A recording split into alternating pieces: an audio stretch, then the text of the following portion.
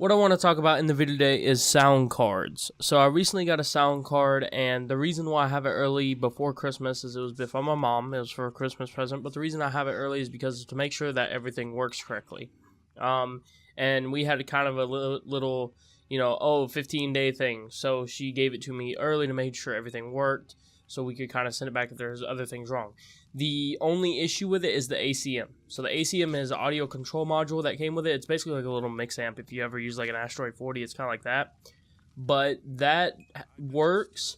However, when you play games, it is terrible. So it works on like desktop and stuff like that. But for some reason, when I go to play games, any dialogue in the games are muffled and turned down low. The game itself is fine, but the audio dialogues are turned way down and low, and there's no way to fix it whatsoever. So I think it may be a defective unit.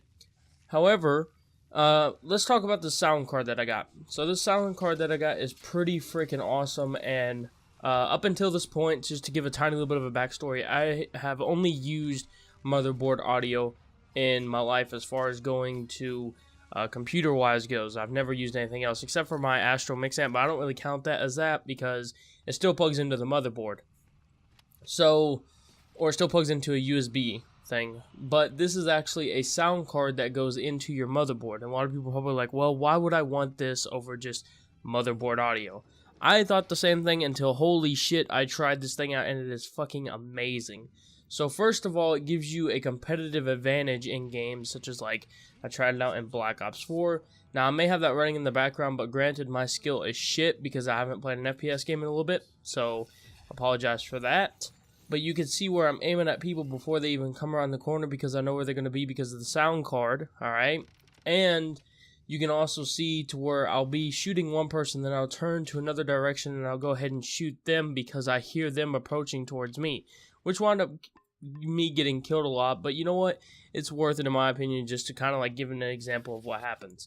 Now, in Black Ops 4 multiplayer, you need to have the acoustic device, I believe is what it's called, equipped in order to mainly hear footsteps. However, in Blackout, it was super easy to hear footsteps. I'll probably show you some gameplay as to where like I was looking for this dude and he came up around the hill to the left and I didn't even see him first. I heard him and then saw him. And then he kind of went to the middle building, and then at that point I had to take off my headphones and talk to somebody. But besides the advantage of, oh, hey, I'm able to hear people, and it gives me a competitive advantage, what's the other thing? Well, it actually makes your games sound fuck-ton awesome. I played Shadow of War, did a siege on that, and it was like I was actually fucking there. I played Witcher 3, and the little details that I had never fucking heard before is amazing, okay? So it can really, really improve your gaming experience. In my opinion, it improved it a bunch, okay? You could hear a bunch of little things that you couldn't hear before. Now, I would like to point out, if you decide to get the exact one I have, which I'll leave the top link in the description. I won't leave the one with the ACM, because the ACM is useless. Apparently, from reading online after my mom had to order it, basically the ACMs are the most effective things of this unit. So for mine, right here, what we have is when you actually play a game, you can't have the volume at 100% for this. You can't do it. You got to bring it down to at least 60 through 80% or something like that. So just keep that in mind. And also, if you have something such as like Razer headphones and you have Razer Synapses, make sure that is turned off or you uninstall that because the bass boost will automatically enable and then you're going to have a terrible time. But overall with that, should you get a sound card is the real answer? In my opinion, yes. If you can afford it, even such as like a $50 sound card, which is much, much better than your audio experience on your actual motherboard, I would advise that too because it is really, really good and it sounds really good compared to motherboard audio. I didn't even know until I had this sound card and I absolutely love it.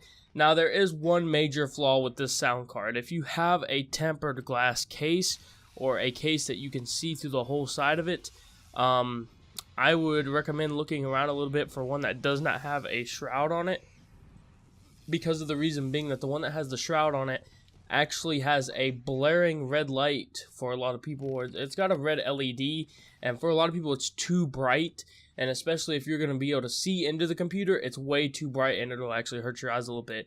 For me personally, it doesn't do anything because my PC it only has a little window on the side up at the top, so you really can't see the bottom.